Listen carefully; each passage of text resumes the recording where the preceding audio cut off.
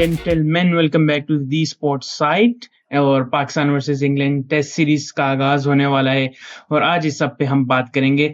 As usual Zaid Babar Khan is with us and today we have with us special guest once again on sports side, Hassan bhai, welcome to sports side once again, and how are you?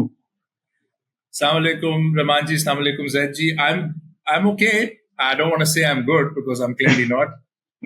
एक जगह से धचके पड़ रहे हैं, एक जगह से धचके expected है, but equally I'm excited. I think any international cricket coming back to Pakistan is always exciting, and England is such a big tour. और पिछले टूर के बाद थोड़ा सा unfinished business लग रहा है.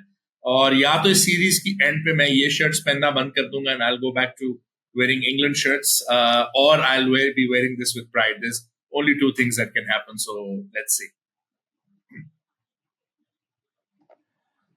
Yes, मैं स्टार्ट आपसे यही करूंगा कि लास्ट सीरीज पाकिस्तान ने हिस्टोरिक विन दी बांग्लादेश को, क्योंकि मैं ये बांग्लादेश प्लेड वेल, लेकिन यहाँ पे ये बात कहना भी गलत नहीं होगी कि पाकिस्तान ने उनको विन दी, क्योंकि कुछ पॉइंट्स ऐसे थे कि जहाँ पे हमें अपॉर्चुनिटी ग्रैब करनी चाहिए थी।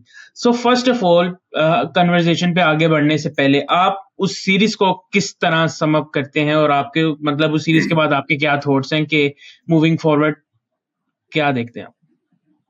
Very disappointing, very very disappointing, because अगर आप देखें कि कितने मौके थे पाकिस्तान के पास, not the least Bangladesh being 36 for 6 was it, or 26 for 6, and if you go on and lose a match from there, तो फिर it's really very very worrying. And हमने बार बार workload management का सुना, but आपके फास्ट बॉलर से तो एक match भी पूरा नहीं किया जा रहा था. I felt our team selections were a little bit surprising. It was a perfect opportunity कि आप कामरान गुलाम को मौका देते, आप हुरैरा को मौका देते, आपने दोनों को मौका नहीं दिया. Very surprising for me that it came to that situation. I felt that Abrar जो इतने अरसे से स्ट्रगल कर रहे थे, in the sense कि वो खेले ही नहीं थे, आपने उनको एक मैच में खिलाया नहीं और एक मैच में आपने उनको फेंक दिया, और एक्सपेक्टेशन आपकी थी कि शेन वॉर्न वाला परफॉर्मेंस देंगे. तो I really, and again I'll take nothing away from Bangladesh, वो बहुत जबरदस्त क्रिकेट खेले, बहुत ज्यादा उन्होंने फाइट दिखाई, they are deserving winners, but I think this is probably, and ये लिस्ट बहुत लंबी है, कि I have been really disappointed with Pakistan cricket. जिस तरह से हम इस सीरीज के अंदर गए और जो हमारा सारा थॉट प्रोसेस था इस सीरीज के साथ में, and it really puts the pressure on the new management, it puts the pressure on still a fairly new captain. And I think Bangladesh ने अपने इस current tour of India में दिखाया कि their performance deserved to be up there, but it's worrying times for Pakistan cricket कि हमने Bangladesh को home पे fight ही नहीं दी. We never lost a test match to Bangladesh. Now we lost a series to them. So our only record is that now we've never lost a test match in Bangladesh. Pakistan में तो हार गए. हसन भाई, अभी आपने openers की बात की थी कि हुरैरा को चांस देना चाहिए था, और हमने देखा कि अभी दोनों ओपनर्स पाकिस्तान के फेयरली नए हैं. साइम के भी लाइक ऑस्ट्रेलिया सीरीज में डेब्यू था, अब्दुल्ला को भी मैक्सिमम साल नहीं तो 2 साल हुए हैं. तो हुरैरा कहाँ पे आपको फिट इन होता हुआ नजर आ रहा है? क्योंकि साइम के भी दूसरी या तीसरी सीरीज हो गई है, तो उसको ड्रॉप करना बहुत जल्दी नहीं हो गए. I agree with you. I think आपका बड़ा अच्छा पॉइंट है ज़ैद, कि अब एक तो you also want to give Abdullah some time. देखिए, he has played very very well, तो it would be very unfair कि आप उनको निकाल दें एक या दो बुरी परफॉर्मेंसेस के ऊपर. आई वुड हैव थॉट कि मुश्किल वक्त में फिर अगर आप अब्दुल्ला को ड्रॉप करते हैं, साइम को नहीं, तो Shan can open and Hurairah can come in at 3. देखें, न्यू प्लेयर्स जो हैं, they have to come in, you have to make it easier for them. Hurairah से ओपन करा के आप उनको कोई हेल्प नहीं करेंगे, ठीक है ना. मैंने बड़ी सजेशंस देखी, रिजवान से ओपन करा दें, उनको भी करना आता है भाई, करना तो सबको बड़ा कुछ आता है, but I think I personally believe लोगों की राय मुख्तलिफ होगी, और मुझे पता है आपको कमेंट्स में फिर मेरे लिए गालियां दी जाएंगी, बट मैं अपनी कमेंट्स फिर भी यहाँ पे दूंगा, क्योंकि सबको हक है अपनी राय का. I still believe Shan is good enough to play as an opener also if he is playing, and I think he as a captain can take that pressure on himself, open with Saim and give Hurairah an opportunity at 3, अगर आप अब्दुल्ला को नहीं खिला. अगर आप अब्दुल्ला को खिला रहे हो तो फिर आपके पास प्रॉब्लम आ जाता है कि आप शान को ड्रॉप करते हो या आप बाबर को ड्रॉप करते हो. Frankly, I don't think Pakistan, हमारी जो क्रिकेट है उसमें किसी में, हमारे मैनेजमेंट में, कोचिंग स्टाफ में गट्स हैं कि हम इतनी ब्रेव डिसीजंस लें। और मैं ब्रेव डिसीजन इसलिए कहूंगा क्योंकि अगर आप दोनों बाबर और शान की recent form red ball cricket में देखें तो दोनों की बहुत कोई इनक्रेडिबल फॉर्म नहीं, ठीक है। और अगर अगर आप मेरिट पे जाना चाहें, ठीक है ना, तो आप कह सकते हैं कि उन दोनों को अगर निकाल के आप बांग्लादेश के खिलाफ कामरान और हुरैरा को अपॉर्चुनिटी देते, it would not have been the worst thing, it would not have. But अब ऑब्वियसली वो कॉन्वर्सेशन खत्म हो गई, तो I don't see Huraira coming in unless you don't play Abdullah, and if Abdullah doesn't play then Shan goes to open and Huraira has to come in. बिल्कुल हसन भाई, इस पे हम थोड़ा आगे जाके भी बात करेंगे जब हम इंग्लैंड सीरीज स्क्वाड पे थोड़ा सा प्रीव्यू करेंगे। सो उससे पहले मैं आना चाहूंगा पीसीबी पे थोड़े से कुछ इनिशिएटिव्स उन्होंने जो लिए हैं बिफोर दिस इंग्लैंड सीरीज। एक कनेक्शन कैंप भी हुआ इस सीरीज से पहले, और भी सर्जरीज वगैरह होती रहती हैं हमारे पीसीबी में, लेकिन कुछ डेवलपमेंट्स प्लेयर्स की तरफ से भी हुई, कुछ रूमर्स जो आते रहते हैं कि प्लेयर ने वो कह दिया, प्लेयर ने ये कह दिया। सो फर्स्ट ऑफ ऑल, आप कनेक्शन इस कैंप को किस तरह देखते हैं? और जो एक रूमर मतलब आता है कि फखर जमान ने एक कोई स्टेटमेंट दे दी है, अगर कोई ऐसा प्लेयर कह भी देता है, so what should be the action should be taken by PCB के ये? क्योंकि हम देखते हैं ना कि अगर कोई प्लेयर अगर खुदा ना खास्ता कोई बात कर देता है तो हम प्लेयर को सैक करने पे जाते हैं, ना कि हम ये देखते हैं कि उस प्लेयर ने जो बातें की हैं उस पे हम इन्वेस्टिगेशन वगैरह की जाए। उसके अलावा भी अगर हम चैंपियंस कप में देखते हैं कि प्लेयर्स की स्टेटमेंट्स पे रिसेंटली अभी चैंपियंस कप हुआ है, मुझे नहीं पता कि आपने उस स्टेटमेंट्स वगैरह देखी है नहीं, कि इफ्तिखार अहमद ने भी कुछ बोल्ड स्टेटमेंट्स दी हैं आज की प्रेस कॉन्फ्रेंस में। उसके अलावा फहीम अशरफ भी कुछ स्टेटमेंट दे चुके हैं, फखर जमान ने भी डोमेस्टिक टूर्नामेंट के बारे में भी कुछ स्टेटमेंट्स दी हैं। सो एक तरफ कनेक्शन कैंप और दूसरी तरफ प्लेयर्स की स्टेटमेंट्स और ये पीसीबी की डेवलपमेंट्स, आप इसको कैसा देखते हैं?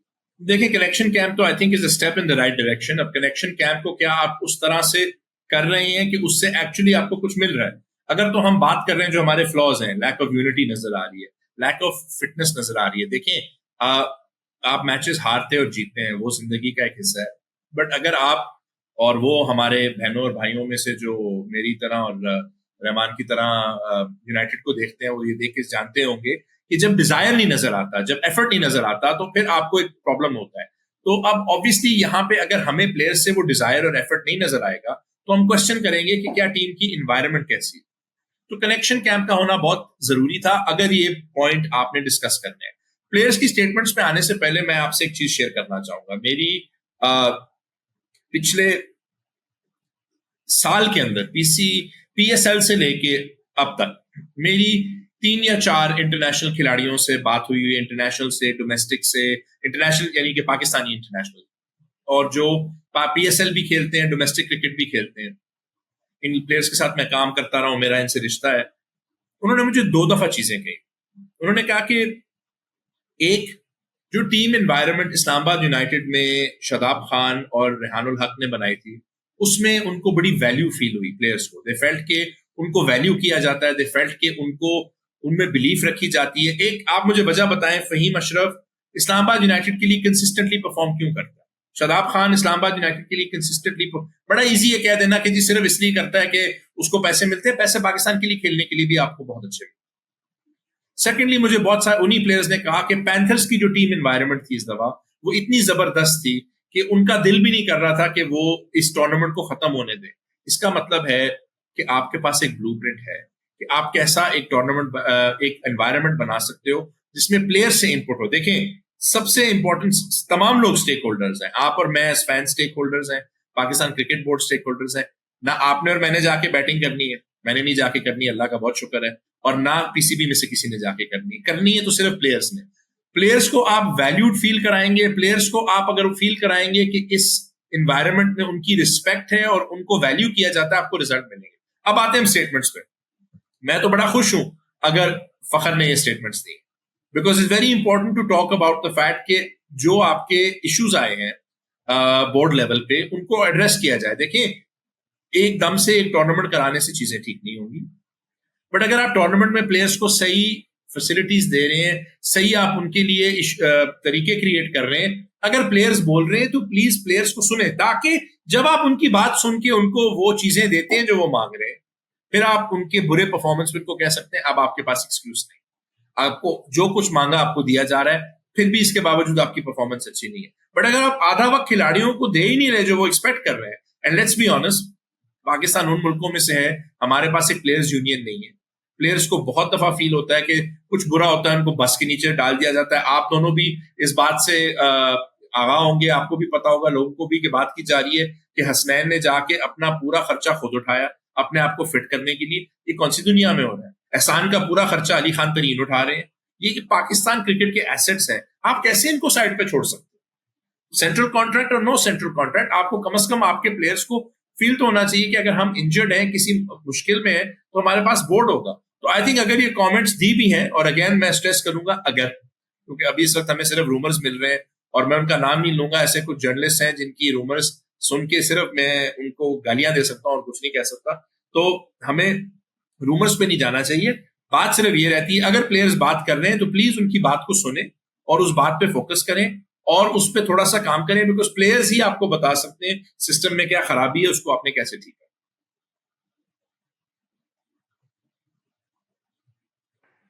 हसन भाई, आपने भी बात की थी कि प्लेयर्स को जो चाहिए और जो लैक ऑफ कम्युनिकेशन बेसिकली है। फखर की भी जिस तरह स्टेटमेंट आई कि एनओसीज डिले होते हैं, ये सारा कुछ। लेकिन अब ये भी ऐसे पॉइंट आ जाता है कि बोर्ड ने भी एक बैलेंस रखना है, प्लेयर्स का ख्याल रखना है। जिस तरह फखर के बारे में कह रहे हैं कि वो सीपीएल छोड़ कर आया है, उसामा मीर का इस तरह केस हुआ कि वो इंग्लैंड उसको जाने की इजाजत, लाइक वर्ड ऑफ माउथ था कि आप चले जाएं, आपको एनओसी मिल जाएगा, और वहां जाके नहीं मिला। मोहम्मद आरिफ के साथ भी हमने देखा। तो लाइक इस प्रोसेस को बेहतर नहीं करना चाहिए, क्योंकि कम्युनिकेशन फैक्टर आया था ना, कि अगर आप कनेक्शन कैम्प में अगर ये बात हो रही है, जिस तरह हम र्यूमर आए थे कि फखर ने पॉइंट आउट किया था उन ऑफिशियल को पीसीबी के कि आपको मैंने इतनी देर से एनओसी की एप्लीकेशन दी है, आने अभी तक जवाब नहीं दिया। तो इस तरह की चीजें अब अगर निकल के सामने आ रही हैं, तो मेरा ख्याल है चेयरमैन साहब को भी इस पे कम्युनिकेशन पे थोड़ा काम करना पड़ेगा, एक कनेक्शन कैम्प से। बिल्कुल जैद जी, देखें इसमें सबसे बड़ा मसला क्या है? सबसे बड़ा मसला ये है कि आपने ये देखना है, अब आपने मैं आपको अबरार का एग्जांपल देता हूं। आप अबरार को लेके गए, वर्ल्ड कप में मैच नहीं खिलाया, उसके बाद मैच नहीं खिलाया, उसको आपने पाकिस्तान में एक मैच खिलाया, उसके बाद आपने उसको पिक ही नहीं किया, एक साल वो फिरता रहा। आप उस्मान को लेके गए, इधर एक मैच दिया, 4 मैच नहीं खिलाए। आपने पूरी टूर्नामेंट आजम से कीपिंग कराई, बड़े मैच से पहले आपने आजम को बाहर निकाल दिया। कंटिन्यूटी नहीं है, कंटिन्यूटी ऑफ सिलेक्शन जब नहीं होती प्रॉब्लम होती है। अब फखर के पॉइंट पे, उसामा के पॉइंट पे मैं आता हूं। उसामा को आपने वर्ड ऑफ माउथ उसको कहा वो इंग्लैंड जा सकता है, वो ऑलरेडी इंग्लैंड में रहता है, ठीक है, आपको पता है कि वो वहां खेल रहे हैं, एक तो आप उसको खुद पिक नहीं कर रहे। अब आप कह रहे हो आपने बैलेंस करना है। उसामा 3 फॉर्मेट का प्लेयर तो है नहीं, टेस्ट क्रिकेट तो पाकिस्तान के लिए वो खेल नहीं रहा, आप उसको फर्स्ट क्लास क्रिकेट भी, आपका सीजन नहीं चल रहा, वो T20s अगर वर्सेस्टरशायर के लिए खेलेगा, 100 खेलेगा, बिग बैश लीग में वाहिद पाकिस्तानी पिक होगा, जितना इन टूर्नामेंट्स में खेलेगा, खिलाड़ियों के साथ खेलेगा, खिलाफ खेलेगा, वो इंप्रूव होगा। जब वो मैच आपने उसको पूरा वो T20 ब्लास्ट मिस करा के वो ट्रेनिंग करता रहा ना पाकिस्तान, या तो आई अंडरस्टूड कि आपकी डोमेस्टिक टूर्नामेंट हो रही हो, पाकिस्तान में भी कोई क्रिकेट नहीं हो रही, आपने कहा जी हमने एग्रीमेंट की है 2 लीग्स, बिल्कुल 2 लीग जिनका वर्कलोड मैनेजमेंट करना है। हारिस को बांग्लादेश भेजा, उसको खेलने नहीं दिया, उसको अपने वापस बुला लिया। फखर आपको बता रहे हैं कि जी मैं ILT20 में भी हूं, PSL में भी हूं, CPL में भी हूं। अगर फखर भी, जो कि इस वक्त रेड बॉल क्रिकेट पाकिस्तान के लिए नहीं खेलते, बहुत कम फर्स्ट क्लास क्रिकेट खेलते हैं, आप क्यों नहीं इन खिलाड़ियों को मौका दे रहे कि वो अपनी स्किल्स इंप्रूव करें? देखें, आप मुझे बताएं, आपके लिए अगर इंग्लैंड टेस्ट सीरीज से पहले जो रूट को और बेन स्टोक्स को अपॉर्चुनिटी दे सकती है IPL खेलने की, नोइंग कि वहां पे ट्रेनिंग करने से और खेलने से वो बेहतर फॉर्म में वापस आएंगे, अगर न्यूजीलैंड खिलाड़ियों को मौके दे सकती है करने के लिए, तो हमारे प्लेयर्स क्यों नहीं कर सकते? आई फील अगर आपका प्लेयर है जो इंजर्ड है या उसको आपकी बहुत सख्त जरूरत है, उसने एक सीरीज खेलनी है, आप उसको बाहर, शाहीन को आप पुल आउट कर दें कि शाहीन आपने नहीं खेलना, 3 हफ्ते में सीरीज आ रही, ठीक है, आपका सेंट्रल कॉन्ट्रैक्ट उनको कॉम्पनसेट कर रहा है। उस सामा को जिसको आपने पिक भी नहीं किया, टीम से भी निकाल दिया, उसको खेलने भी नहीं दे रहे, आप एक क्रिकेटर का लाइवलीहुड है, आप उससे उसका लाइवलीहुड नहीं करने दे रहे। तो कम्युनिकेशन भी बेहतर होनी चाहिए, थॉट प्रोसेस भी बेहतर होना चाहिए। आपको देखें, आप हैं, मैं हूं, अब्दुल रहमान है, अगर आपको लग रहा है कि जी आपको ज्यादा ओवर्स चाहिए या मुझे कम ओवर्स चाहिए, आप अकॉर्डिंगली मैनेज करोगे। आप कहोगे आप जाके खेलो और मुझे कहोगे नहीं आप जाके अपनी रिकवरी पे काम करो। ये हमें नजर ही नहीं आ रहा, और इसके ना होने से हमें यही प्रॉब्लम हो रही है कि प्लेयर्स भी अनहैप्पी हैं और हमारी सिचुएशन भी है। बिल्कुल। अच्छा हसन भाई, अभी आपने मैनेजमेंट की बात की थी, प्लेयर्स मैनेजमेंट के बारे में। रिसेंटली कुछ दिनों पहले शाहीन की एक स्टेटमेंट थी वर्कलोड मैनेजमेंट के ऊपर कि ही सेड कि वर्कलोड मैनेजमेंट ये अब के दौर में है, पहले भी प्लेयर्स खेलते थे। वकार वसीम को उन्होंने रेफरेंस दिया कि तब वर्कलोड मैनेजमेंट नहीं था होता। तो कहते हैं कि अभी बस ये मीडिया ने ही किया है कि इसका वर्कलोड मैनेजमेंट है, ऐसा कुछ नहीं होता। सो अगर आप शॉर्ट सा इस वर्कलोड मैनेजमेंट पे अगर आप कुछ अपना बताना चाहिए कि किस हद तक वर्कलोड मैनेजमेंट इंपॉर्टेंट है? क्या वाक़ई हमें नहीं इस पे ध्यान देना चाहिए? क्योंकि शाहीन अफरीदी की अगर हम पेस की बात करते हैं, जब से इंजरी के बाद वो आए हैं, हमें डिप नज़र आया है उस पेस में, नो डाउट उनकी परफॉर्मेंसेस में भी डिप आया है। सो एक तरफ परफॉर्मेंसेस पे डिप आना, दूसरी तरफ बॉलर का ना मानना कि नहीं वर्कलोड मैनेजमेंट से कुछ नहीं होता। सो एक तो कम्युनिकेशन, लैक ऑफ कम्युनिकेशन इसमें है। दूसरा इसकी वजह से ड्रेसिंग रूम एनवायरनमेंट की भी समझ आती है कि वो भी नहीं सही चल रहा। देखिए, वर्कलोड मैनेजमेंट, वसीम वकार की बात करते हैं तो वसीम वकार कभी इंजर्ड नहीं होते थे क्या? वकार यूनुस को तो दो बहुत बड़ी इंजरीज हुई, वसीम अकरम को कितनी इंजरीज देनी पड़ी? सेकेंडली, उस टाइम पे T20 क्रिकेट नहीं होती थी। T20 क्रिकेट सिर्फ T20 मैचेस नहीं होते, आपको लीग्स के लिए ट्रैवल करना पड़ता है, इंटरनली बहुत ट्रैवल करना पड़ता है, ट्रेनिंग करनी पड़ती है। PSL खेलना एक बड़ा ग्रूलिंग टाइम होता है। देखिए, हम जैसे जो खेल रहे नहीं होते, हम थक जाते हैं। आप एक दिन एक स्टेडियम से उठ के अगले दिन एक और शहर जा रहे हो, फिर फ्लाइट पकड़ के वापस आ रहे हो, फिर गेम खेल रहे हो। It's not all fun in games. लोगों को बाहर से लगता है, मुझे बड़े मैसेज आते हैं जी बड़ी तस्वीरें लगा रहे हैं। भाई, अगर मैं एक तस्वीर लगा रहा हूँ उसका ये मतलब नहीं जो बाकी दिन में 23 घंटे और 48 मिनट थे उसमें मैं काम नहीं कर रहा। तो प्लेयर्स के ऊपर तो और भी टफ होता है। तो वर्कलोड मैनेजमेंट बहुत जरूरी है, स्पेशली जैसे आपने राइटली पॉइंट आउट किया कि शाहीन इंजर्ड रह चुके हैं। शाहीन की इंजरी ने उन पर बहुत बड़ा इंपैक्ट किया। वर्कलोड मैनेजमेंट का मतलब है कि आप उनकी रेजिस्टेंस को बिल्डअप करें। आप उनको, अब देखिए हमारे यहाँ सबसे बड़ा प्रॉब्लम होता है वर्कलोड मैनेजमेंट आपके लिए, अगर आपने एक खिलाड़ी को रेड बॉल के लिए करना है तैयार, ये है कि वो डोमेस्टिक फर्स्ट क्लास मैचेस जाके खेलें ताकि उनकी बेल्ट के नीचे ओवर्स आए। आप कहते हैं नहीं जी बॉलर्स तो खेलेंगे नहीं। आप वर्कलोड मैनेजमेंट की बात करते हैं, 1990s में आपके पास ग्लेन मैग्रा, एलन डोनाल्ड और कर्टली एम्ब्रोज दुनिया के 3 सबसे बेहतरीन बॉलर्स में से थे। आप दोनों तो शायद तब पैदा भी नहीं हुए थे। दुनिया के 3 सबसे बड़े बॉलर्स में से थे। तीनों काउंटी क्रिकेट जब खेलते थे, उनके ओवर्स उनके बोर्ड्स मैनेज करते थे। ग्लेन मैग्रा को अगर 7 ओवरों की इजाजत थी, अगर वो 7 ओवर का एक बॉल कराते थे तो उनकी काउंटी को फोन आ जाता था कि अब आप इनको नहीं कराएं। ये वर्कलोड मैनेजमेंट थी। उस वक्त 2 फॉर्मेट्स थे और ग्लेन मैग्रा उनमें ज्यादातर पहले टेस्ट क्रिकेट खेल रहे थे। एलन डोनाल्ड की स्पीड को देखते हुए South African cricket pick and choose करती थी और बड़े मैचेस में उनकी काउंटी वॉरिकशायर उनको नहीं खिला सकती। हम कैसे कह सकते हैं वर्कलोड मैनेजमेंट नहीं है, स्पेशली जब आपके पास शाहीन जैसा once in a generation bowler है, आपके पास नसीम जैसे बॉलर हैं। उनकी वर्कलोड मैनेजमेंट देखें, या तो आप हारिस रऊफ की तरह एक सिंगल फॉर्मेट प्लेयर, ठीक है ना, हारिस की स्ट्रेंथ T20 क्रिकेट में है, अगर उन्होंने ओवर दिन में 4 कराने, आप उनको रेड बॉल क्रिकेट नहीं खिलाएं। इक्वली शाहीन जिन्होंने तीनों फॉर्मेट खेलने, उनकी वर्कलोड मैनेजमेंट तो बहुत जरूरी है। और वो जो भी बोले, एंड में ये आपकी कोचिंग स्टाफ और आपके जो स्ट्रेंथ एंड कंडीशनिंग स्टाफ है उनकी कॉल है, बॉलर की कॉल नहीं।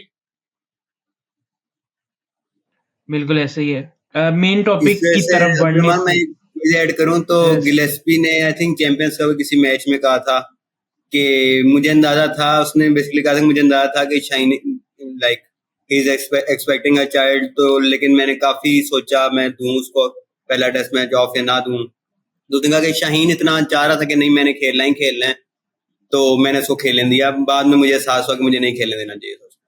आई एग्री, नहीं खेलने देना चाहिए था और आपको उस सीरीज में उनको पुश करने की जरूरत भी नहीं थी। आपके पास मीर हमजा है जो कि मेरे लिए इस टाइम पे रेड बॉल क्रिकेट में थोड़ा सा शाहीन से आगे हैं, और आप शाहीन को जितना रेस्ट देंगे और उनकी रिकवरी को बिल्ड करेंगे, पाकिस्तान को ही फायदा होगा। चैंपियंस ट्रॉफी आ रही है, चैंपियंस ट्रॉफी आपके लिए इस वक्त शायद सबसे बड़ी टूर्नामेंट है जिसमें शाहीन का इंपैक्ट होना है। मेरी नजर में तो शाहीन का वर्कलोड मैनेजमेंट ऐसे होना चाहिए कि जब तक आपकी वो ट्राई सीरीज नहीं आती न्यूजीलैंड और साउथ अफ्रीका के खिलाफ, उनको सिर्फ वनडे क्रिकेट खेलनी चाहिए। T20 तो आप वैसे ही नहीं खेल।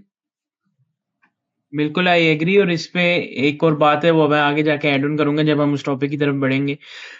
लास्ट टॉपिक में जब हम स्कोर्स पे रिव्यू करते हैं उससे पहले कि आज चैंपियंस कप हुआ, शदाब खान की टीम एक बार फिर से 2024 में सेकंड टाइम की Shadab lifter trophy in domestic tournament. हमने देखा कि इस्लामाबाद टीम का जिस तरह माहौल चलता है उनके ड्रेसिंग रूम में, फेमस है कि सबसे best dressing room environment Islamabad United का होता है। फिर जिस तरह आपने बताया कि सेम एनवायरनमेंट पैंथर्स में भी दिखा। सो या इसमें शादाब खान एक चीज कॉमन आती है।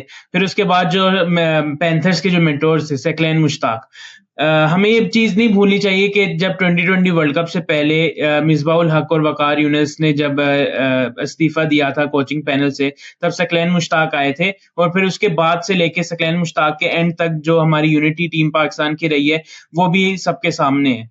So how do you rate these two, मतलब son father in law and son in law duo इस चीज में कि पैंथर्स के लिए भी और इस्लामाबाद यूनाइटेड के लिए भी, और how do you rate Shadab's captaincy, क्योंकि 2024 में 2 टाइटल्स जीतना, वो भी 2 डिफरेंट फॉर्मेट्स में, और हमने देखा कि जब वो उनको कैप्टनसी मिली थी इस्लामाबाद यूनाइटेड में, उससे लेकर अब तक काफी इंप्रूवमेंट भी आई।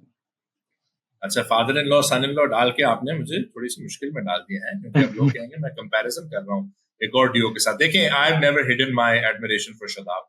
आई think he is an incredible cricketer. I think he is a 3D cricketer, all round cricketer.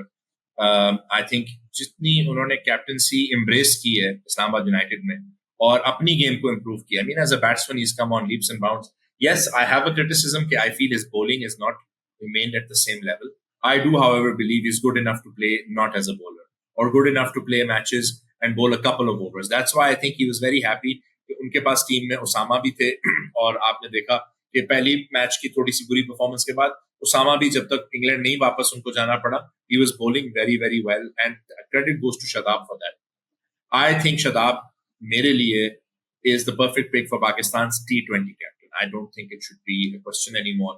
आप PSL में परफॉर्म भी करें, कप्तानी भी बेहतरीन करें, फाइनल्स भी जीतें, आप डिजर्व करते हैं। I'm a big fan of Shadab. The way he manages things, the way he makes his players feel involved and wanted and respect उनको देते हैं।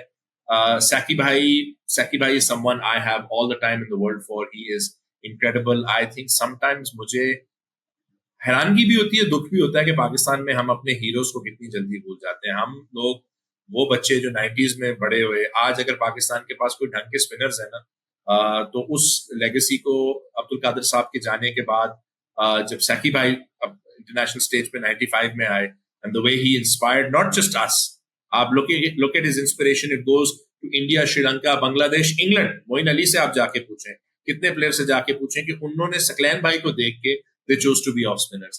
I think as a coach, he was doing his best for Pakistan. Yes, unfortunately, it's a results-based business, but the unity was there to see.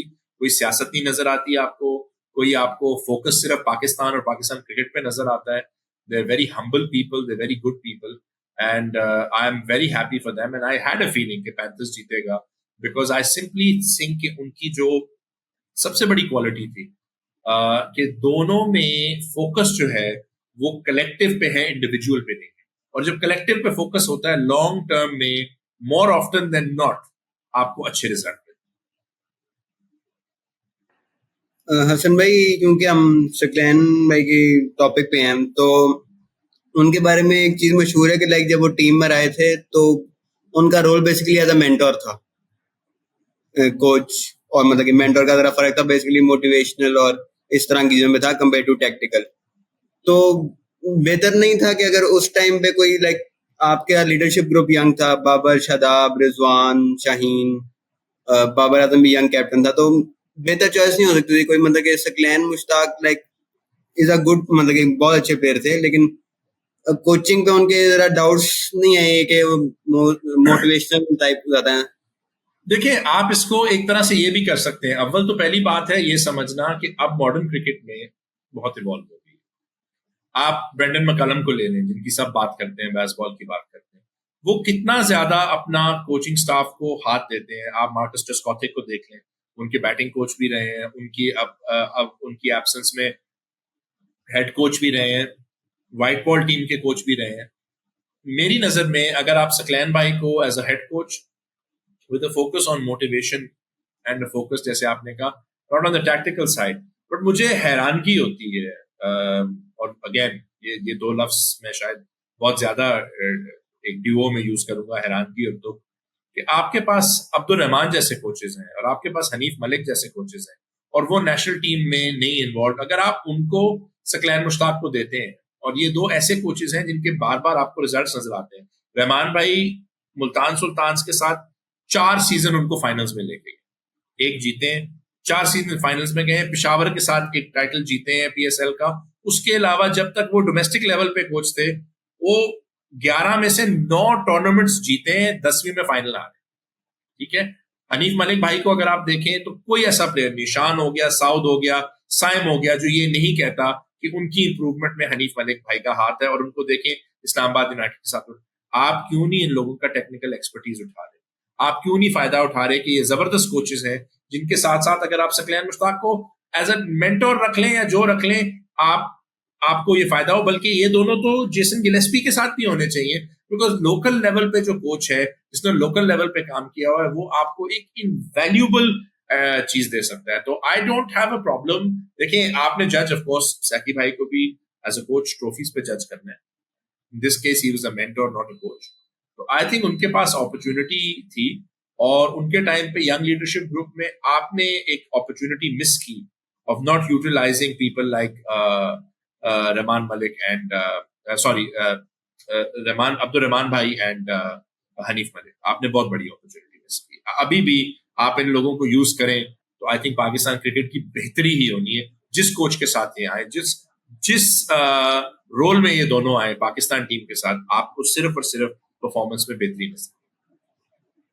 इसमें ये भी है ना कि like हम माइंडसेट में इतना पीछे हैं, मेरा ख्याल है कि आप इससे अंदाजा कर लेंगे हनीफ मलिक जो है सब पाकिस्तान वुमेन्स टीम के साथ इन्वॉल्व हैं, और वहां तक भी पहुंच गए हैं। बड़ी में उनका रोल है वहां पे fielding coach. What a waste of an incredible coach.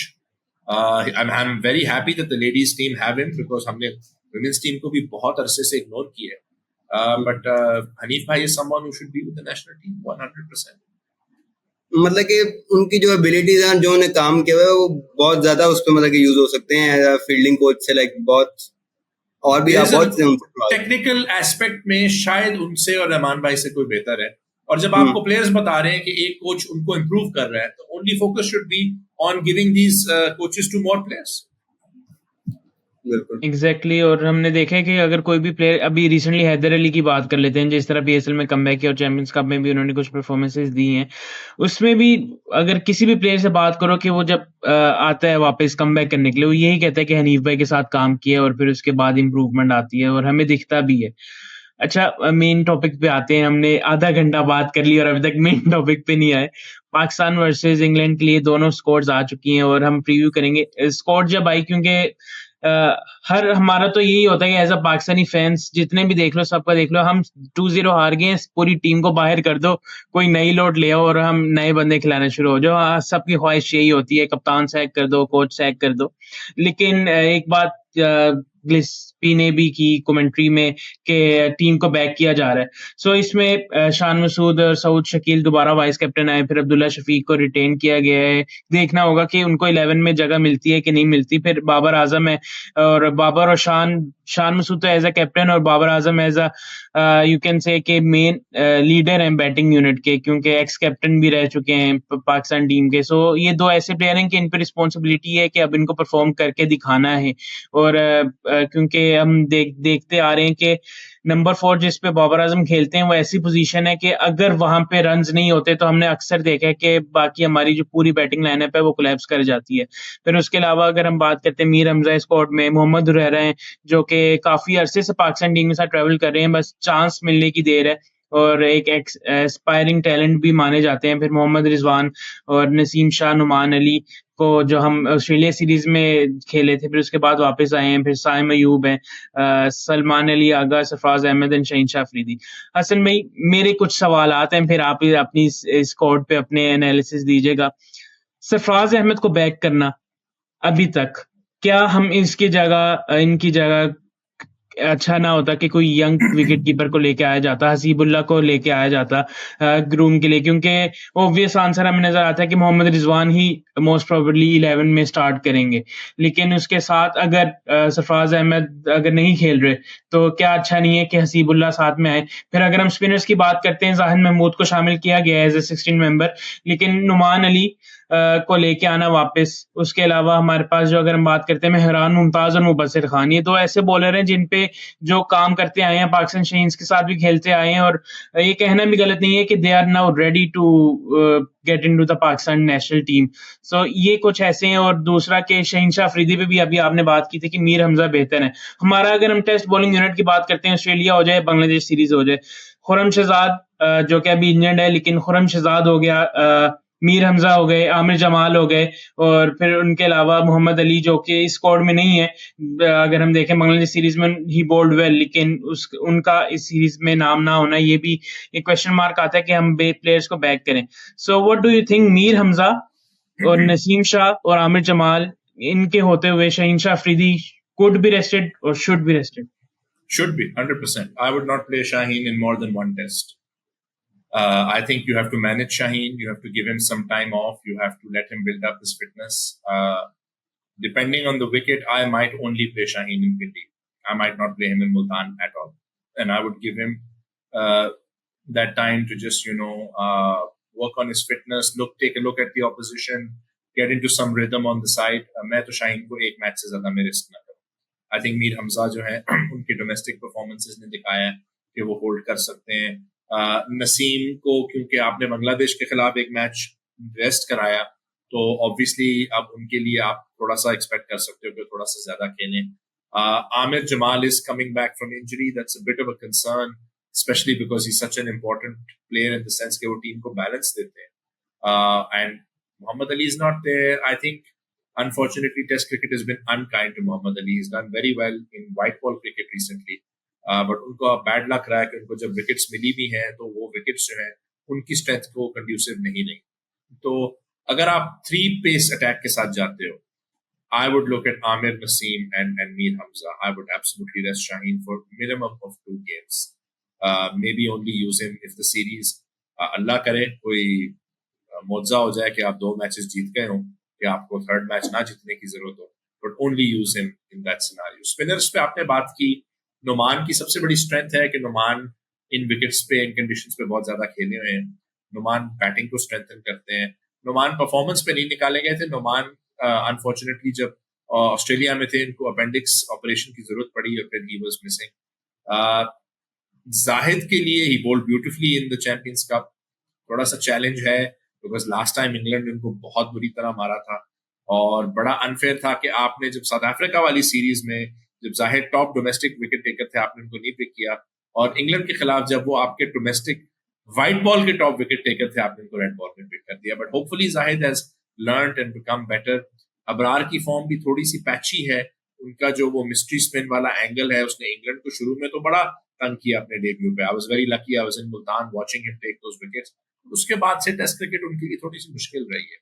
Do you go in with 2 spinners? I don't see it. I think अगर आप अपनी बैटिंग को इतना रिस्क नहीं कर सकते, अब आप कैसे जाते हैं? देखें, अगर तो आप आमिर जमाल को 7 पे लेके आते हैं, then you drop Salman Ali out, ठीक है? And then do you risk taking Amir Jamal at 7 with Naseem at 8, Noman at 9, and then Zahid and Mir Hamza gives you, or Abrar and Mir Hamza gives you a very long tail? Do you risk not picking that other spinner and giving more overs to? अब spin में आपके पास साइम भी off spin कराते हैं और उन्होंने भी माजी में विकेटें भी ली हैं, तो क्या आप सलमान को ड्रॉप करते हैं तो आप सलमान को 7 पे खिलाते हैं, आमिर को 8 पे खिलाते हैं, नसीम को 9 पे खिलाते हैं, फिर सिर्फ नोमान को लेके अगर आप वो लेग स्पिनर नहीं लेके जाते तो क्या सलमान और नोमान और साइम और साउथ, ये 4 बॉलर्स आप देखें, आपका सबसे बड़ा मसला क्या, आप 20 विकेटें नहीं ले रहे। आप जब तक 20 विकेटें नहीं लेंगे आप टेस्ट मैच नहीं जीतेंगे, ठीक है? पाकिस्तान तो ऐसी टीम है जो 20 विकेटें लेके टेस्ट मैच हार भी सकती है। तो अब हमारे लिए सबसे बड़ा मसला ये है कि हमने 20 विकेटें लेनी है। Do we go with Abrar और do we go slightly being a little bit safe? के अगर देखें, अगर सलमान 7 पे है और आमिर 8 पे, नसीम 9 पे है, नुमान 10 पे है, सडनली आपकी बैटिंग लाइनअप थोड़ी सी लग रही है आपको कि इंशाल्लाह 400 कर सकती है। प्रॉब्लम है हम 400 करते हैं तो इंग्लैंड 4 घंटे में हमें 550 मार देता है। Do you need to bring in bowlers who can stop England from that attack? और हैरी ब्रुक तो शुक्र कर रहे होंगे अल्लाह का कि उनको वापस पाकिस्तान आने का मौका मिल रहा है, जहां पे लास्ट टाइम उन्होंने प्रीटी मैच हर इनिंग्स में 100 मारी थी। तो a lot for Pakistan to think about. I don't see Zahid getting picked. The big call is, do you go with two spinners or do you go with one? And I think it's possible, it's entirely possible कि पहले match में आप शायद नुमान के साथ जाएं, अबरार के साथ ना जाएं. And Numan can give you a little bit of that control and not go for so many runs. And you will be expecting Salman and maybe Saim to fulfill the other roles. I have a hunch. I could be wrong.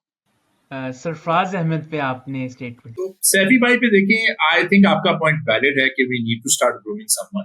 But अभी इतनी बड़ी series के लिए सैफी भाई कुछ चीजें लेके आते हैं. एक तो है कि brings experience. He's a good player of spin in these conditions. I think, and in the current role, which is mostly coming on, अगर रिजवान कीप नहीं कर सकते क्योंकि उनके लिए वो बैटिंग तो कर नहीं सकते, I think Saifi for right now is an okay thing. Secondly, I would like to see this domestic red ball season and see the wicket keepers who are performing and tell the teams के players को in position पे खिलाएं. देखें, आपको एक batsman चाहिए जो 5 या 6 पे खेल रहा हो. अब ज्यादातर टीमों में अगर आपका बैट्समैन उससे ऊपर खेल रहा है विकेट कीपर, उसका आके as a replacement for Rizwan आपको कोई फायदा नहीं होता रेड बॉल क्रिकेट में. So for now I think Saifi being there is not as big of a problem. अब आपने बात की थी पेस बॉलिंग को, आई थिंक हमने एक हद तक कवर कर लिया था. बैटिंग में हमने वही स्टार्ट की, क्या हुरैरा को चांस मिलता है. Kamran Ghulam has to be wondering what he's done wrong. He has performed in every format he's been asked to perform in and done well to not get this opportunity. And जो मुझे चीज अनॉय कर रही है सबसे ज्यादा, आपने अपना स्क्वाड सिर्फ एक मैच के लिए पिक किया. क्यों? That is no message to give to the players, to the captain, to the rest of them. कि जी आप एक ही मैच के लिए खेलो, क्या हो गया? मैच हार गए तो निकाल दोगे, कप्तान बदल दोगे, मुल्तान में चेंज कर दोगे, टीम सारी बाहर निकाल दोगे, मैं अपना डेब्यू कर रहा हूँ. ऐसे तो नहीं होता ना. What kind of a message are you sending out to the players? And secondly, आपने अगर आपने जीत गए तो क्या सब माफ कर दिया? मुल्तान वाला मैच जीत गए तो आपने अनाउंस कर दिया कि अगले 8 महीने के लिए कैप्टन है और अगले 2 मैचेस आप हार जाओ. I don't like the short-sightedness of this. The focus should be on a full series, and the focus should be, जैसे Jason Gillespie ने कहा, on backing the players. Backing the players means picking a squad for all 3 matches and entrusting them and entrusting the captain with going out there and getting the job done. And if they don't, then you hold them responsible. निकालें जिसको निकालना है. Exactly. और अगर पूरी series नहीं तो at least Multan leg के लिए, क्योंकि मुल्तान में 2 बैक टू बैक मैच. जी हाँ, एग्जैक्टली. इतना भी नहीं. इमेजिन आपको कहें जी आपका कमरा 7 दिन के लिए बुकड है, 8वें दिन का कोई पता नहीं. असल में लेकिन इसके अंदर एक ये भी पॉइंट है ना कि अक्सर जगह इस तरह होता है कि अगर आप होम में सीरीज खेल रहे हैं, अगर आपने कोई आपको बाहर से प्लेयर लाना पड़ गया, कोई इस तरह का इशू हो जाता है, तो आप एक टेस्ट के लिए स्क्वाड अनाउंस करते हैं, अगले टेस्ट के लिए आप चेंज कर देते हैं. मतलब कि एक आधा प्लेयर जो चेंज करना है आपने. ब्रदर, आप होम पे खेल रहे होते हैं, आप मैच के बीच में भी चेंज कर सकते हैं. ये तो ब्यूटी होती है, आपको बताना नहीं पड़ता है सच. तो आप अनाउंसमेंट से अपने प्लेयर्स पे प्रेशर डाल रहे हो, किसी और पे नहीं. इंग्लैंड तो नहीं कर रहा ना. इंग्लैंड तो अब जॉश हॉल नहीं आ रहे, उन्होंने तो उनकी रिप्लेसमेंट भी नहीं पिक की. वो तो यहाँ पे there happy to come with 1 player less. तो I think focus should be on giving support to the players and the captain. अच्छा हसन भाई, आपने एक बात की यहाँ पे कि कामरान गुलाम ने ऐसा क्या किया है कि he is not in the team.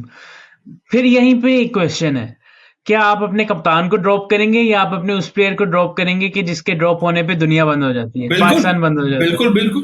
बिल्कुल सही सवाल है आपका, बिल्कुल सही सवाल है. और मैं वही तो आपको बता रहा हूँ कि हमारे यहाँ शायद वो गट्स नहीं है ये करने के. हमारे पास शायद वो गट्स नहीं है कि आप कामरान को कप्तान की जगह लेके आओ या बाबर की जगह लेके आओ, क्योंकि एक तरफ आपके ऑब्वियसली कैप्टन है, एक तरफ आपके पाकिस्तान के सबसे बड़े खिलाड़ी हैं.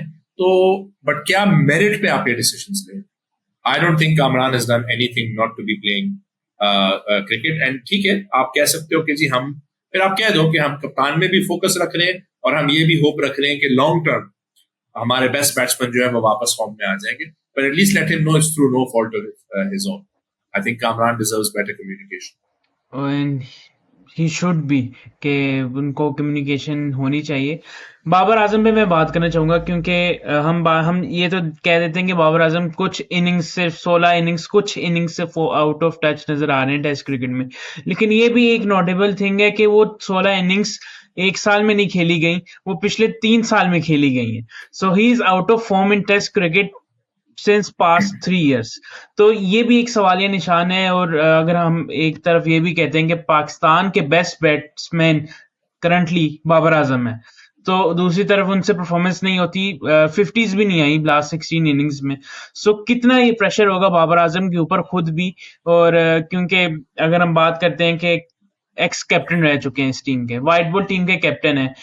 और आगे बहुत से इवेंट्स आ रहे हैं जहाँ पे हम देखते हैं कि पास कुछ इंटरनेशनल जो आईसीसी इवेंट्स है उसमें भी उनसे उनकी कोई खास परफॉर्मेंसेज नहीं है, लेकिन अभी टेस्ट सीरीज आ रही है।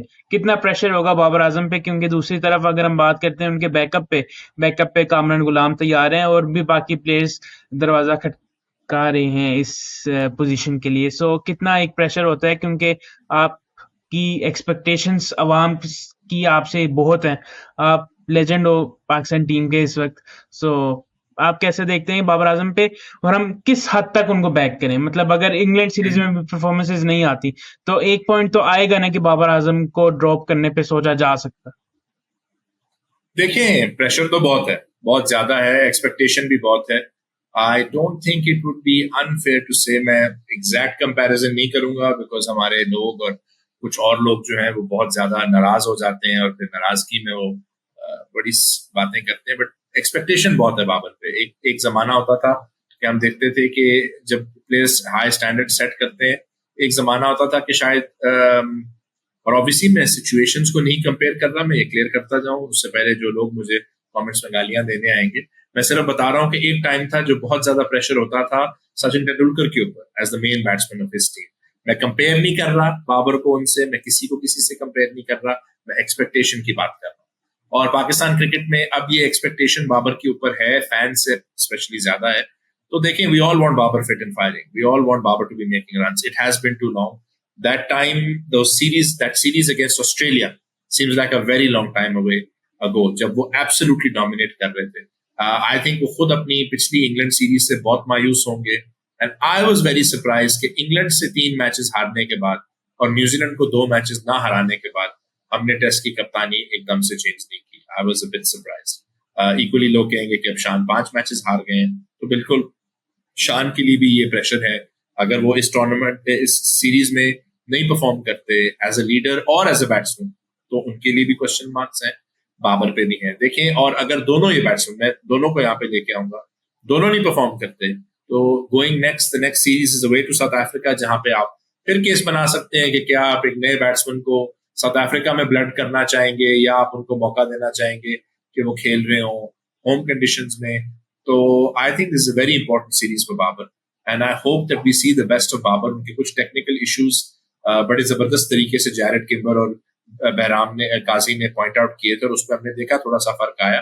And it's not acceptable and it's very surprising कि इतने अरसे से आपने बताया कि 16 इनिंग्स तो हैं बट 3 साल भी हैं कि बाबर आजम जैसा खिलाड़ी टेस्ट मैच में रन नहीं बना रहा। एंड एब्सोल्युटली अगर देखें, अगर आपके प्लेयर्स चलते हैं, अगर बाबर बिग रन्स बनाते हैं और साउथ जैसे वो आपके लिए रन्स बनाते हैं, आपका ऑलरेडी टोटल स्ट्रॉन्गर हो जाता है। बाबर और साउथ और शान के रन्स बनाने से Pakistan put themselves in better position. England is not a team that you're going to be beating with 260 or 320 on the board. England is a team जो आपने श्रीलंका का देखा ना अभी न्यूजीलैंड के खिलाफ 602 मारे उनको और उसके बाद किया। आप Pakistan if we're not aiming for 400 450 plus और बांग्लादेश के खिलाफ तो वो भी करके हमें कोई फायदा नहीं।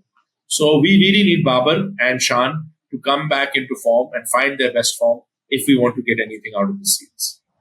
बेशक ऐसा ही है। और अभी जैद ने मुझे करेक्ट किया चैट में कि 160 था बाबर आजम का उन 16 इनिंग्स में से इन 2023 इन जनवरी अगेंस्ट न्यूजीलैंड। सो उसके अलावा हमें 50s नहीं नजर आई पिछली 16 इनिंग्स में। हाँ, शान मसूद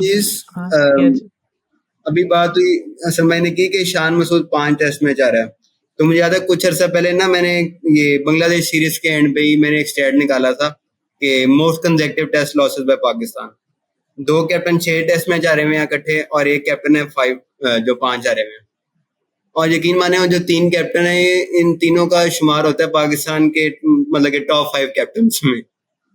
तो मेरा नहीं ख्याल कोई बुरी बात है, मतलब कि मिसबाह वाला नहीं बुरी देखिए, ऑस्ट्रेलिया के खिलाफ तो हमारी शायद एक्सपेक्टेशन भी थी और बड़ा मुझे सबसे ज्यादा मायूसी ये है कि इन सारी सीरीज में ऑस्ट्रेलिया के खिलाफ भी मोमेंट्स थे जहां पे अगर हमारी फील्डिंग बेहतर होती हम जीत जाते, और बांग्लादेश के खिलाफ भी दोनों मैचेस में हमारे पास जीतने के मौके थे, और वो ना जीत, अगर तो हम सारे मैचेस बुरी तरह कुट खा के हारते तो मैं भी मान जाता।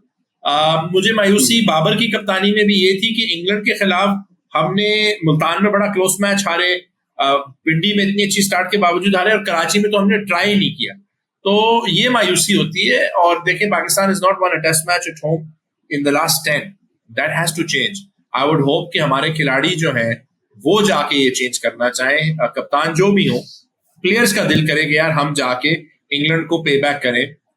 इंग्लैंड आज से पहले आपके मुल्क में टोटल 3 मैचेस जीता था, फिर वो पूरी सीरीज आके जीत के चला गया, तो you should, your professional pride should kick in, you should not want them leaving again with the series win. Right, और शान मसूद पे असल भी में वही ने जवाब दे दिया। जैद कंटिन्यू कर सकते हैं, क्योंकि शान मसूद है ना कि आप और मैं, आपसे पहले भी हमने डिस्कशन किए हैं कि जितनी स्पोर्ट हम दोनों करते हैं, शान मसूद को मुझे नहीं लगता कि कोई और भी बिल्कुल अलावा बिल्कुल करता होगा। एक आपने ऑलरेडी डिस्कस कर दिया कि शान मसूद पे आता है कि कैप्टनसी उनकी अब टेस्ट होनी चाहिए कि 5 मैचेस आ चुके हैं। एक परफॉर्मेंसेस पे बिल्कुल। भी बात करूंगा। रिसेंटली चैंपियंस कप हुआ है, उस तरह से हमने परफॉर्मेंसेस नहीं देखी शान मसूद की तरफ से। और अगर हम बाबर आजम की बात करते हैं, उन्होंने भी परफॉर्मेंस की है, 200 की हैं, लेकिन अगर हम बाबर आजम के 200 को भी देखते हैं, वो बैटिंग फर्स्ट पे आई है और चेज में उनसे अंडर 10 ही आउट हुए हैं। सो ये दो ऐसे की प्लेयर्स हैं कि जिनको अपनी फॉर्म वापस लाने के लिए और टीम को जीतने के लिए, अगर ये दो नंबर 3 और नंबर 4 पाकिस्तान के लिए परफॉर्मेंस नहीं देंगे तो मेरे ख्याल से जीतना मुश्किल होगा। तो जैद यहाँ पे कुछ ऐड करना चाह रहे मैं वो पिचेस की बात करने लगा था, लेकिन आप कर लो बात, ठीक। थे? देखें मैं अब अगेन लोगों का उनको प्रॉब्लम है कि मैं शान को सपोर्ट करता हूँ। मैं शान को सपोर्ट करता हूँ कि उनको मौका मिले। मैंने कभी ये नहीं कहा कि शान का कोई पैदाइशी हक है कि वो कप्तानी करें या मैचेस खेलें। परफॉर्मेंस नहीं होगी तो नहीं खेलेंगे, ठीक है ना, ये सबसे पहले शान कहेंगे, आपको और मुझे कहने की जरूरत भी नहीं। तो he will be judged on performances, he will be judged on what he does. उनकी रिसेंट फॉर्म एक वरी है। उन्होंने खुद माना कि उनको पिछले पीएसएल में उनकी परफॉर्मेंस से वो खुश नहीं थे, जो उनकी परफॉर्मेंस माजी में रह चुकी। मुल्तान में भी जब हमने देखा बिल्कुल सीजन की एंड की तरफ आते हुए कि जब उनकी परफॉर्मेंस उस तरह से नहीं रही जो वो उनको भी थी और मैनेजमेंट को भी थी, उनको ड्रॉप करके उस्मान को चांस दिया गया, और उसके बाद सबसे ज्यादा उस्मान को सपोर्ट शान ने किया। तो मैं शान को सपोर्ट करता हूं because I believe he is more than capable as a captain and a batsman, but ultimately उनको दुनिया परफॉर्मेंसेस पे ही जज करेगी, किसी और चीज पे नहीं जज करेगी। शान पे भी प्रेशर है, कप्तानी का भी प्रेशर है, रन्स का भी प्रेशर है। मेरी दुआ है कि इंशाल्लाह वो दोनों चीजें करें, इससे पाकिस्तान का ही फायदा है। बट अगर नहीं करेंगे, अगर किसी भी वजह से उनकी परफॉर्मेंस अच्छी नहीं होगी या कप्तानी अच्छी नहीं होगी, तो आई थिंक शान को भी पता है कि उनके लिए गोइंग फॉरवर्ड नहीं पॉसिबल होगा, या टीम में रहना या कप्तान रहना। तो आपको जज इसी चीज पे करना है जिसपे आपने बाबर को करना है, जिसपे आपने शाहीन को करना है, शादाब को करना है, आपने परफॉर्मेंस पे जज करना है। और उसके बाद अगर वो निकलते हैं टीम से और फर्स्ट क्लास में जाके परफॉर्म करते हैं और कोई और भी परफॉर्म कर रहा, तो मैं फिर से कहूंगा कि उनको एक मौका मिलना चाहिए। जैसे अगर अभी वो परफॉर्म नहीं करते तो आपको हुरैरा और कामरान को लाना चाहिए और उन दोनों की जगह परफॉर्मेंस के बेसिस पे अपॉर्चुनिटी देनी पड़ती है। और अगर उसके बाद उनकी रिप्लेसमेंट्स भी परफॉर्म करती है और वो कर रहे हैं तो आपको करना चाहिए। तो it will all be judged, you're judged on winning, you're judged on your performances, उसी पे होगा। आपकी मेरी लाइक डिसलाइक दोस्ती यारी से कोई फर्क नहीं पड़ता किसी की, आपको जज एंड ऑफ द डे आप परफॉर्मेंस पे ही हो। बिल्कुल। असल में इंग्लैंड इज ऑल्सो ट्रैवलिंग, उनका भी स्क्वाड अनाउंस हो चुका है। सो इंग्लैंड की टीम को आप किस तरह देखते हैं? क्योंकि एक बेसबॉल अप्रोच मानी जाती है, लेकिन पिछली कुछ सीरीज से फ्लॉप भी चल रही है। So how do you see England squads जो ट्रैवल करिए? कुछ यंग गन्स भी हैं इसमें, Ben Stoke as a captain है, एक और के जेम्स एंडरसन इस दफा एज अ मेंटोर आएंगे। It's a very strong squad. I think it's a very good squad. मुझे इस squad में जिन लोगों ने काफी impress किया है, Gus Atkinson is one. I think he's really stood out, and he's showing that he has the ability to be a game changer for England. Obviously, अगर मैं बात करूं तो I think the start to his career that Jamie Smith has made is very promising. So ये दोनों बड़े interesting खिलाड़ी हैं। जैक लीच को आप देखें, Shoaib Bashir will get an opportunity. I think his bounce will be a bit of a concern. तो पाकिस्तान रेहान अहमद को वापस लाया जा रहा है, जिन्होंने अपना डेब्यू पाकिस्तान में किया था, उस सीरीज में बड़ा अच्छा खेले थे। इंग्लैंड में ऑलराउंड प्लेयर्स काफी ज्यादा है and that's a bit of a worry for me. मैं बहुत खुश हूँ, अल्लाह उनको जल्दी सेहत दे, बट मैं बहुत खुश हूँ कि मार्क वुड नहीं है, बिकॉज लास्ट टाइम उन्होंने हमें बिल्कुल डरा के रख दिया था। आई थिंक जॉश हल की इंजरी से भी उनको थोड़ा सा फर्क पड़ता है।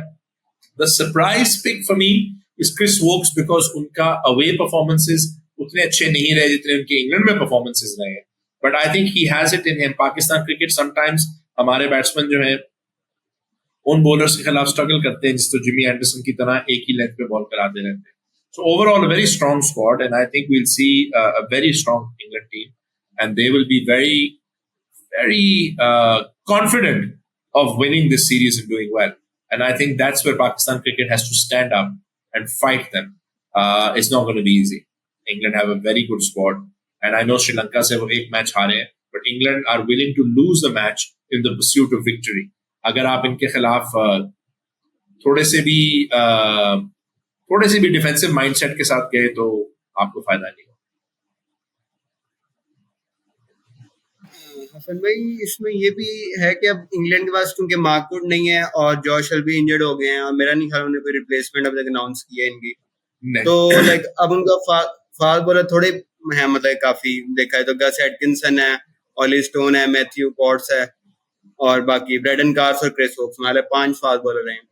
तो मुल्तान में आपका क्या ख्याल है, लाइक मुल्तान की जो कंडीशन वहाँ पे 3 फास्ट बॉलर खिला सकते हैं या 2 खिलाएंगे, क्योंकि इनके पास 3 स्पिनर भी हैं। आई थिंक 2 खिलाएंगे, बिकॉज उनके एक तो स्पिनर्स बैटिंग भी कर लेते हैं, रेहान बहुत अच्छी बैटिंग करते हैं, जैक अच्छे हैं। आई डोंट नो अभी क्या हालात है बेन स्टोक्स की नी के, बट ही कैन बोल द ओवर्स आल्सो। बट अगर 3 भी खिलाएं तो कीप इन माइंड कि इन 3 में कम से कम 3 प्लेयर ऐसे हैं जो बैटिंग काफी अच्छी कर लेते हैं। तो अगर वो ऑली स्टोन और मैथ्यू पॉट्स को पिक करते हैं गस एटकिंसन के साथ, एटकिंसन ने माजी में ही बहुत अच्छी बैटिंग की है, तो वो उनकी, और अगर ब्रेडन कार्स को पिक करते हैं तो वो और गस एटकिंसन दोनों काफी अच्छी बैटिंग कर लेते हैं। सो वो शायद अपनी टेल को जरा लंबा कर लें। I don't see them playing 3 spinners, I think they will play Leach and Shoaib. Rehan को शायद ना खिलाएं पहले मैच में, and I think they will go in with the 3 fast bowlers, जिनमें से 2 जो है they'll consider all-rounders. पाकिस्तान के लिए जरूरी होगा कि अगर आप इनरोड्स करते हैं और इंग्लैंड की टेल को अप्रोच करते हैं कि टेल उनकी ज्यादा रन ना बनाए, अगर आपको कोई मौका मिलता है जहां पे आप डकेट और पोप और याद रहे कि लास्ट टाइम तो उनका फर्स्ट चॉइस विकेट कीपर भी नहीं था, Ollie Pope if I am not wrong was keeping in Multan, तो इस दफा तो Jamie Smith is taken to test cricket like a duck to water, तो Pakistan need to be more careful. I would like कि अगर वो आते हैं और आप किसी तरह थोड़े से इनरोड्स करते हैं, उनकी लोअर ऑर्डर बैटिंग को लाइट मत लीजिएगा, they are very very capable, और उनकी अप्रोच वही रहेगी, they look to score fast. Hasan भाई, जब से मतलब कि बेसबॉल शुरू हुई है ना, एक फैक्टर मेरा ख्याल है ये भी आया था कि अगली टीम जरा इंटिमिडेट हो जाती है कि अगर आपके खिलाफ कोई 6 रन ओवर रन कर रहा है इतनी लाइक एक लॉन्गर पीरियड पे, एक आधे सेशन में तो चले समझ आता है, लेकिन अगर कोई पूरी इनिंग्स या अगला 6 run over 7 run over batting कर रहा है टेस्ट में, तो आपको ही लगता है कि इससे अगली टीम जो है थोड़ी इंटिमिडेट हो जाती है कि लाइक हम भी तेज बैटिंग करेंगे इस तरह, क्योंकि हमने देखा है ये अक्सर में हालात होता रहा, थोड़ा टीम ने अगली ने भी रन किए हैं, अनलेस ऑस्ट्रेलिया आई थिंक जो इंग्लैंड में एशेज खेलने गई थी, वहां उन्होंने स्लो बैटिंग करके भी लाइक हमें दिखाया था कि हम मैच जीत सकते हैं। अभी गिलेस्पी ने भी कहा है कि हम अपने तरीके से खेलेंगे बेसबॉल या जो भी हो। जी, बट प्रॉब्लम ये है जब बेसबॉल हो जाती है तो आपका तरीका जो है ना वो खिड़की से बाहर चला जाता है, तो हमें बहुत बड़ा प्रॉब्लम हो जाता है कि जब हमें कोई रन्स मारना शुरू होता है तो हम उसको रोकेंगे कैसे। आपके पास 2 तरीके हैं, या तो आप विकेट्स लें या आप रन्स रोकें। इसलिए आई थिंक नोमान का होना शायद पाकिस्तान क्रिकेट के लिए जरूरी हो, बिकॉज वो एक कंट्रोल लाते हैं। अगर बैट्समैन उनको मारने की कोशिश करेंगे तो वो उस तरह की डिफेंसिव बॉलिंग करा सकते हैं कि रन्स भी रुकें और विकेट्स भी आ सकें। तो बिल्कुल आई थिंक आपको अब स्पेशली एक किस्म की इंटिमिडेशन भी होती है और स्ट्रेस भी होती है।